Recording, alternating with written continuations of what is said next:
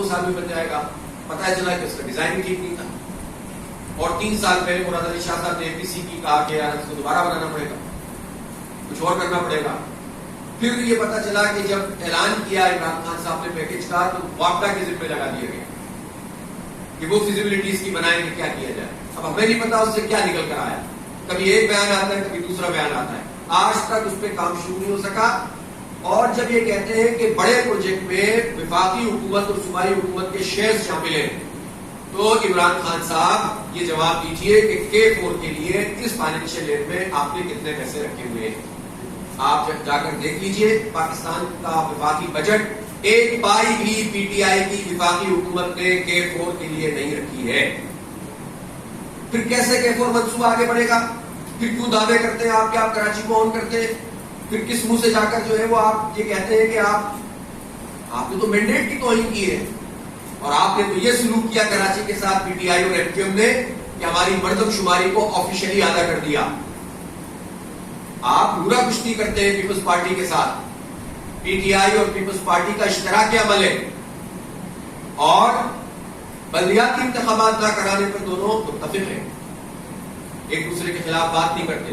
اس لیے کہ سندھ میں پی ٹی آئی کیوں نہیں مطالبہ کرتی, جس کے 14 ایم ایل اے ہو, جس کے 20-21 ایم پی اے ہو, جس کے پاس اتنی طاقت ہو, مینڈیٹ ہو, وہ پیپلز پارٹی سے یہ سوال کیوں نہیں کرتی پی ٹی آئی کے یہاں پر بلدیاتی الیکشن کروائے جائیں؟ اس لیے نہیں کرتے کہ وہ پلٹ کے پوچھیں گے آپ نے پنجاب میں کروا دیے اور آپ نے کے پی میں کروا دیے, تو ظاہر ہے دونوں نے اتحاد کر لیا, اور یہ چاہتے ہیں کہ یہ جو اصل مینڈیٹ ہوتا ہے, جو لوکل باڈیز کا مینڈیٹ ہوتا ہے, جس میں ڈیولپمنٹ ہوتی ہے, جس میں لوگوں کو امپاورمنٹ ملتی ہے, وہ نہیں دینا چاہتے. پھر ظاہر ہے کہ وہ ایکٹ ہی ابھی تک وہ پرانا چل رہا ہے سندھ میں, جس میں سارا قبضہ سسٹم ہے. سارے اداروں کو پیپلز پارٹی نے قبضہ کیا. بھی انہوں نے ایک اور کراچی کے شہریوں کے ساتھ بدترین سلوک ہونے والا ہے, اور وہ یہ ہے کہ کہتے ہیں کہ چونکہ نقشے صحیح نہیں بنے ہوئے مکانوں کے, تو ڈی سیز اور ایس سیز کی قیادت میں کمیٹیاں بنیں گی, اس میں ایس ایس پی شامل ہوں گے, اور ان کو ٹارگٹ دیا گیا ہے کہ 5000 مکانات کو گرا لیں آئندہ 1-2 مہینے میں. تو اس کا مطلب یہ ہے کہ لوٹ مار اور کرپشن کا ایک نیا بازار اس شہر کے ساتھ گرم ہونے والا ہے. بتائیے کہ تینوں حکومتوں نے کوئی کام کر کے نہیں دیا کراچی کے لیے. 1100 ارب روپے کے پیکج کا اعلان کیا تھا, تو اعلانات پہ اعلانات ہیں, کام کچھ بھی نہیں ہے. اور اگر کام ہوتا تو K4 منصوبہ تو مکمل فیصد ریونیو دینے والے شہر کے ساتھ پیپلز پارٹی کیا سلوک کرتی ہے, ان پر احسان کرتے ہیں کہ آپ 4 جگہوں پر جا کر جو ہے پریس کانفرنس سے خطاب کر دیں. میں حیران ہوں کہ سب کچھ آپ کے انڈر میں ہے, اس کے باوجود آپ کو اس بات کی ضرورت پڑی کہ آپ نے پارٹی کا بندہ ایڈمنسٹریٹر لگایا. مرتضیٰ وہاب صاحب سے ہمیں کوئی ذاتی اختلاف اس لیے نہیں ہے کہ ظاہر ہے وہ ایک پولیٹیکل ورکر ہے, ان کی والدہ بھی ہے پولیٹیکل ورکر کی, اچھی شہرت کے آدمی ہے.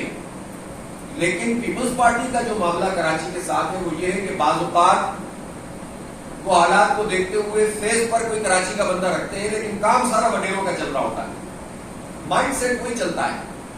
لوٹ مار اور کرپشن اسی طرح سے, چونکہ پارٹی کا کل تو نہیں تبدیل ہو سکتا, اور ان کا ڈیولپمنٹ نہیں ہے, بلکہ ان کے سارے اقدامات کی بات بتاتے ہیں کہ یہاں سے لوٹ مار کا اور پیسے بنانے کا اور کرپشن. پوچھنا چاہتا ہوں کہ اس وقت جو جہانگیر روڈ آپ نے آج سے 4 مہینے پہلے بنائی تھی, جا کر دیکھ لی, ابھی وہی سے گزر کر میں آ رہا ہوں. ابھی تو بارش اس طرح سے ہوئی نہیں ہے, اللہ کا شکر ہے کہ اتنی ہم تو دیکھتے نا کتنی عجیب بات ہے کہ کراچی میں بارش نہ ہو تو مسئلہ ہے, ہم سب دعائیں کرتے ہیں, لیکن بارش اگر ہو جائے پھر کیا کریں, تو ڈوبنے لگ گیا. فیس 2 میں جا کر دیکھتے ہیں آپ کے پانی اس طرح تالاب کی طرح موجود تھا. وہ سارے دعوے کہاں گئے سی بی سی کے, یہ جنہوں نے کہا تھا کہ ہم نے اب سسٹم ٹھیک کر دیا اور پچھلی مرتبہ تو غلطی ہو گئی تھی, اب پانی. اور اگر وہی 150-200 ملی میٹر بارش ہو جاتی تو بالکل وہی منظر ہوتا ڈی ایچ اے کا جو منظر پچھلے سال تھا.